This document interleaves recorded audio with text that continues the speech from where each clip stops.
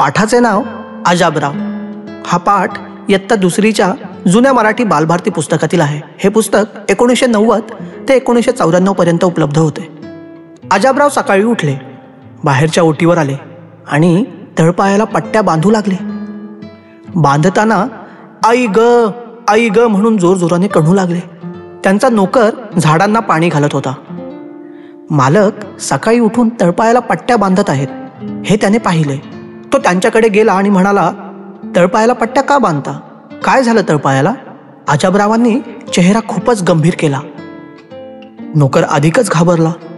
काहीतरी भयंकर लागले असावे असे त्याला वाटले। तो मालकाच्या पायाकडे पुन्हा पुन्हा बारकाईने पाहू लागला, पण कुठेही काही खरचटलेले देखील दिसेना, कुठे एवढेही रक्त दिसेना। नोकराने पुन्हा विचारले, मालक असं काय लागलं हो? अजाबराव रडका सूर काढून म्हणाले, तू मला हसशील, मला वेडा म्हणशील। नाही नाही, मी तुमचा नोकर, मी तुम्हाला कसा वेडा म्हणेन? मला तुमच्या इतका शहाणा दुसरा कोणी कधी आढळलाच नाही।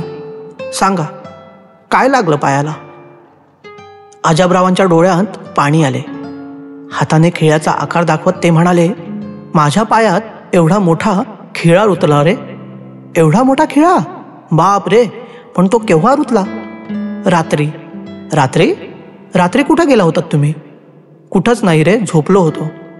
मग एवढा मोठा खिळा कुठं रुतला? स्वप्नात। नोकराला आश्चर्य वाटले। स्वप्नात खिळा रुतला म्हणून काय सकाळी उठून पायाला पट्टी बांधायची? हा वेडेपणा आहे।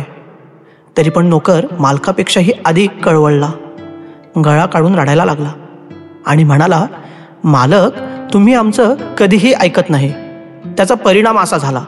माझं ऐकलं असतं तर स्वप्नात खिळा रुतलाच नसता। तू काय सांगितलं होतंस मला? झोपताना पायात जोडे घालत जा म्हणून। तर मित्रांनो, हा होता इयत्ता दुसरीच्या जुन्या मराठी बालभारती पुस्तकातील धडा। असेच धडे आणि कविता तुम्हाला ऐकायच्या असतील तर आमच्या या चॅनलला सबस्क्राईब करून ठेवा आणि आपले मत कमेंट्समध्ये कळवा। धन्यवाद।